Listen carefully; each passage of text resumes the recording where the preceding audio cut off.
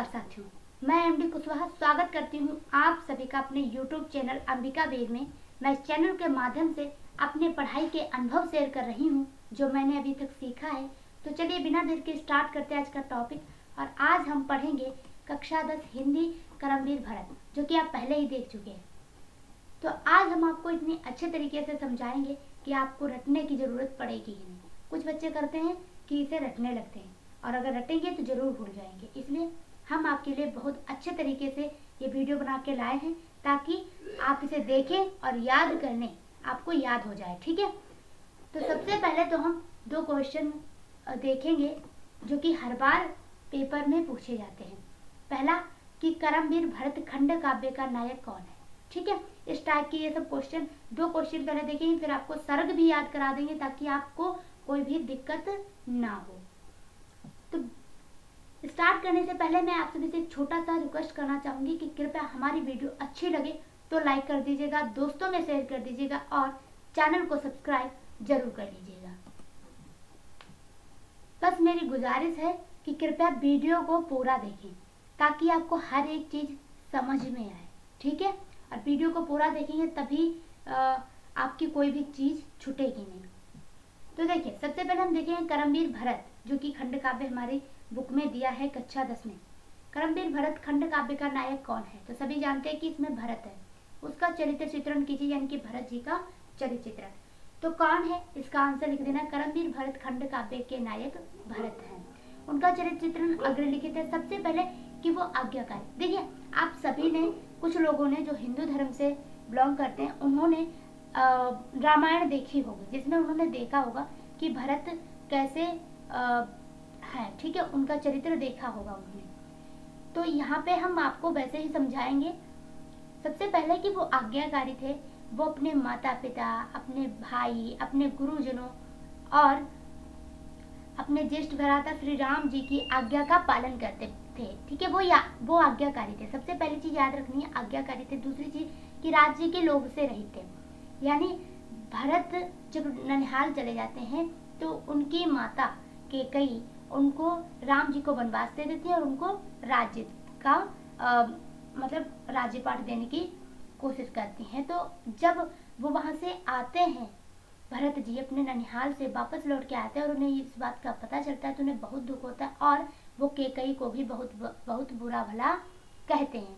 ठीक है, उसके बाद में आपको याद रखना है कि मर्यादा एवं कर्तव्य के पालक, मर्यादा एवं कर्तव्य के पालक तो अपने कुल की मर्यादा और कर्तव्य की रक्षा करते हैं। देखिए, जैसा कि होता था रघुकुल में, ज्येष्ठ पुत्र ही राज्य का अधिकारी होता है, यानी कि बड़ा पुत्र ही राज्य का अधिकारी होता है। तो वो इसी मर्यादा की रक्षा के लिए वे राज्य को नहीं लेते हैं और अपने जीवन के समस्त सुखों को, सारे सुखों को न्यौछावर कर देते हैं। वो कहते हैं नहीं, हमें उन्हें किसी प्रकार का लोभ नहीं था, राज्य का लोभ तो बिल्कुल भी नहीं था और मर्यादा और कर्तव्य के पालक थे। आपको याद रखना कि आज्ञाकारी थे, राज्य के लोभ से रहित थे, जो कि वहां पे दिखाया जाता है रामायण में। मर्यादा एवं कर्तव्य के पालक थे। कैसे कि वो अपने उनके कुल में जो मर्यादा चल रही थी कि हाँ, बड़ा पुत्र ही राज्य का अधिकारी होगा, तो वो इस मर्यादा की रक्षा करते हैं।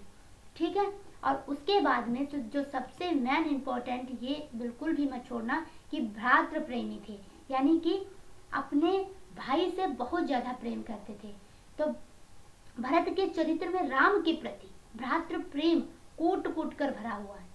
सबके द्वारा एक मत से उनके लिए राज तिलक का प्रस्ताव करने पर भी कहते हैं कि मेरे भाई श्री राम वन वन घूमे और मैं सिंहासन बैठ जाऊं, मुझे ये शोभा नहीं देता। और श्री राम को वन से ले आने का प्रण रखते हैं। यहाँ पे श्री राम मिस हो गया, आप लोग ध्यान रखना।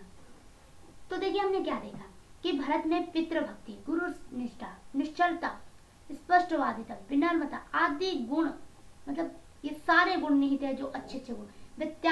वित्याग की साक्षात मूर्ति, शील और संयम के साक्षात अवतार तथा आदर्श महापुरुष है। उनका चरित्र महान और अनुकरणीय है।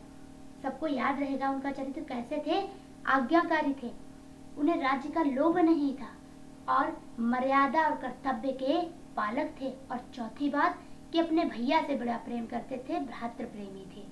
ठीक है, उसके बाद देखते हैं हम करमवीर भरत। करमवीर भरत देखिए वो हमने जो आपको बताया, इसमें आप लोगों को ये हेडिंगें डालनी है कि आज्ञाकारी थे, ठीक है। ये हेडिंगें याद रखनी है मेन और इन्हें फिर आप अपने हिसाब से लिख सकते हैं, ठीक है। अब हम देखेंगे कर्मवीर भरत के आधार पर कैकेयी का चरित्र चित्रण। किसका? कैकेयी का। देखिए दो बहुत इम्पोर्टेंट है और ये बहुत ज्यादा पूछे जाते हैं, इसीलिए मैंने दो रखे हैं और बकाया एक सरक पूछा जाता है अथवा में, ठीक है। तो आप उसे याद कर लेना, सरक को याद रहे, सरक सब याद हो और ये दो क्वेश्चन याद हो, आपका काम चल जाएगा।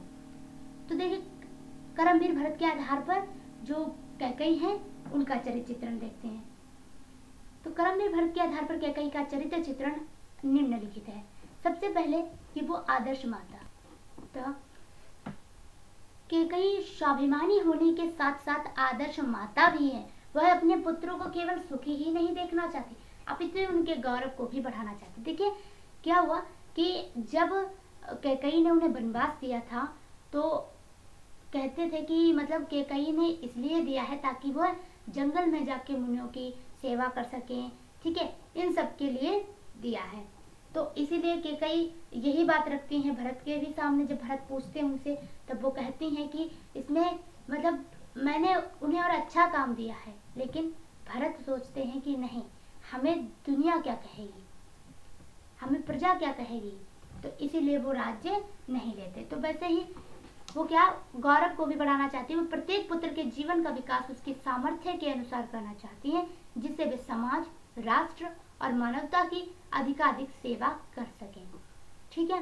कि वो आदर्श माता थी, वो स्वाभिमानी भी थी और आदर्श माता भी, ठीक है। तो और दूसरे में देखते हैं युद्ध निपुण वीरांगना। आप जानते हैं कि उन्हें युद्ध करना भी आता था, वो एक वीरांगना भी थी। जैसे कि जब इनके जो पिता थे भरत जी के, उनको इन्होंने एक बार किसी युद्ध में बचाया था, तभी उन्होंने इन्हें 3 वर मांगने के लिए कहा था। तो वो इन्होंने अपने रख लिए थे कि हम बाद में मांग लेंगे कभी। तो इसीलिए वो तीनों वरदान वो अब मांग लेते हैं कि पहले में भरत जी का राज सिंहासन, दूसरे में उन्हें वनवास 14 वर्ष के लिए, ठीक है। शायद 2 होते हैं, मुझे ध्यान नहीं, 2। तो युद्ध निपुण वीरांगना, कैकेयी का चरित्र एक वीरांगना का चरित्र है। वो अपने हृदय पर पत्थर रखकर जनहित के लिए अपने पुत्र को 14 वर्ष के लिए वन में भेज देती है। उसने नारी होकर भी अबला बनना नहीं सीखा है। युद्ध भूमि में भी वह अपने पति के साथ गई थी और संकट में उनके प्राणों की रक्षा की। उसे जो कार्य उचित जान पड़ता है, लोकमत के विरुद्ध होने पर भी वह उसे करके ही छोड़ती है। पहला याद रखना है कि आदर्श माता, दूसरा युद्ध निपुण वीरांगना, और तीसरे में आप लोगों को याद रखना है राजनीति में कुशल। राजनीति में बहुत अच्छी थी, उन्हें राजनीति करना आता था। जो भी उनके राजनीति के दाव पेच हैं वो सब जानती थी, पूरी तरह से कुशल थी, पूर्ण कुशल थी, और समय के अनुसार उनका प्रयोग करना भी जानती थी कि कब मुझे क्या करना है। राम को वन भेजने में भी उसकी राजनीतिक सूझबूझ का प्रमाण मिलता है। वनवासियों को अनुशासन सिखाना भी एक राजनीतिक दायित्व है। चौथी बात की अपराध स्वीकार करने वाली। जब इतना सब कुछ हो जाता है और भरत जी भी उन्हें छोड़ देते हैं, तो वो जो कैकेयी है वो अपना अपराध स्वीकार कर लेती हैं, ठीक है। तो ये था। आप लोग क्या करेंगे कि सबसे पहले हमने आपको बताया कि भरत जी के बारे में 4 हैं, आज्ञाकारी और लोभ से रहित, राज्य के लोभ से रहित, और मर्यादा और कर्तव्य के पालक, भ्रातृ प्रेमी। ऐसे ही जो कैकेयी है इनके बारे में भी आदर्श माता और युद्ध निपुण वीरांगना, राजनीति में कुशल, अपराध स्वीकार करने वाली, ये चारों हेडिंग डाल के आप इन्हें डिटेल में लिख सकते हैं। जितना लंबा भी चाहे उतना लंबा लिख सकते हैं, क्योंकि रामायण जिसने देखी है वो लिख सकता है। अब बात आती है कि हम शरग नहीं याद कर पाते, तो शरग याद करने में कोई भी दिक्कत नहीं है। आप लोगों को लगता है कि आप शरग याद नहीं कर पाते, लेकिन ऐसी कोई भी दिक्कत नहीं है। देखिए सबसे पहले क्या होता है, हमारा स्टार्ट जो चैप्टर होता है वो वहां से स्टार्ट होता है जहां से भरत जी अपने ननिहाल से अपने घर आते हैं, ठीक है, अयोध्या वापस लौटते, वहां से स्टार्ट होता है। तो हमें याद रखना है कि प्रथम सर्ग में उनका आगमन होता है।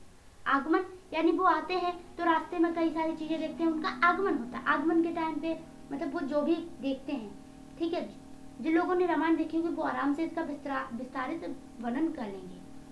और वैसे भी मैं बता देती हूँ कि जब वो आते हैं तो मतलब अयोध्या तो सुनी सुनी पड़ी होती, क्योंकि राम भी नहीं होते और उनके पिता दशरथ भी नहीं होते, इसीलिए सबको सुना सुना लगता है उन्हें। बहुत सारे मन में उनके अंतर्द्वंद उठते हैं, ठीक है। तो ये सब होता है। उसके बाद में दूसरे नंबर पे वो पहले आते हैं, फिर क्या करते हैं, फिर जाते हैं कैकई, मतलब राजभवन में जाते हैं। तो वहां पे कैकई से मिलते हैं, राजभवन में जाते हैं। तो दूसरे में द्वितीय सर्ग लिखना है राजभवन। क्या लिखना है, राजभवन। और वहीं पे ये कैकई से मिलते हैं। तो कैकई इन्हें समझाते हैं कि नहीं, मेरा ऐसा कोई भी मतलब मोटिव उद्देश्य नहीं था। तो ये उन्हें अपनी माता भी मतलब कहते हैं कि तुम कैसी माता हो, तो उन्हें बहुत बुरा भला कहते हैं। उसके बाद में फिर कहाँ जाते हैं, फिर जाते हैं कौशल्या और सुमित्रा जी से मिलने। कौशल्या सुमित्रा से मिलने, तो वहां पे आप लिखना है तीसरा सर्ग कौशल्या सुमित्रा मिलन, ठीक है। चौथे में क्या करते हैं, कौशल्या सुमित्रा मिलन, तो वहां भी वो मतलब कहते हैं कि हमारे कारण ये सब हुआ, लेकिन कौशल्या सुमित्रा कहते हैं कि नहीं, ऐसा कुछ भी नहीं है। उसके बाद में फिर वो जाते हैं गुरु जी से मिलने, यानी कि चतुर्थ जो वो सर्ग है वह है आदर्श वन। चौथा सर्ग है आदर्श वन, वहां पे गुरु जी से मिलने जाते हैं। और पांचवें में मतलब वहीं पे जब जाते हैं गुरु जी से मिलने, तो वो ये बात रखते हैं कि नहीं, हम अपने भैया को वापस लेके आएंगे। फिर वो क्या करते हैं, वनगमन की तैयारी करते हैं। तो पांचवा सर्ग जो है वो वनगमन की मतलब वनगमन लिखना है। फिर वनगमन की तैयारी करते हैं। फिर वो पहुंचते हैं तो कहाँ, राम भरत मिलन होता है, ठीक है। छठे सर्ग में राम भरत मिलन होता है और 6 सर्ग ही है। इतना याद रहेगा कि सबसे पहले आते हैं, फिर राजभवन जाते हैं, यानी पहला सर्ग आगमन, दूसरा राजभवन, फिर कौशल्या सुमित्रा से मिलते हैं, तीसरा कौशल्या सुमित्रा मिलन, फिर गुरु जी से मिलते हैं यानी कि आदर्श वन, फिर वन की तैयारी करते हैं यानी कि वनगमन, और फिर राम भरत मिलन होता है, ठीक है। बिल्कुल इतना इजी है और आप लोग इसे बड़े अच्छे तरीके से तैयार कर लीजिए। ये 3 नंबर में हर बार आता है इस चैप्टर से, या अथवा में आएगा। पहले सर्ग पूछ सकते हैं और फिर या तो भारत जी का या कैकेयी जी का चित्रण पूछेंगे, और कोई भी, या फिर ऐसे पहले इन लोगों का चित्रण पूछ लिया जाएगा, उसके बाद में आपको एक सर्ग की कथा लिखनी पड़ेगी, या फिर ऐसे पूछेंगे कि पूरी कथा का संक्षेप में वर्णन कीजिए। तो आपको पूरी कथा का संक्षेप में वर्णन करना है कि सबसे पहले आते हैं, ठीक है, उन्हें ये मतलब रास्ते में बहुत सारे अपशगुन होते हैं, फिर वो आते ही राजभवन में जाते हैं, तो वहां भी उन्हें बहुत अजीब सा महसूस होता है, वहां पे कैकेयी जी से मिलते हैं, ठीक है। इस टाइप से आपको अपने शब्दों में बड़े अच्छे तरीके से लिख देना है। तो आज के लिए बस इतना ही, मिलते हैं अगली वीडियो में। और आप लोगों की जो भी डिमांड हो आप हमें बता दीजिए कमेंट बॉक्स में, मैं वो बना दूंगी वीडियो उस पर भी, ताकि आप लोगों तक पहुंच जाए, आपका जो डाउट है और प्रॉब्लम है वो सोल्व हो जाए, ठीक है। तो जाने से पहले मैं आप सभी से एक छोटा सा रिक्वेस्ट पूरा करना चाहूंगी कि कृपया हमारी वीडियो अच्छी लगी हो तो लाइक कर दीजिएगा, दोस्तों में शेयर कर दीजिएगा और चैनल को सब्सक्राइब जरूर कर लीजिएगा। धन्यवाद।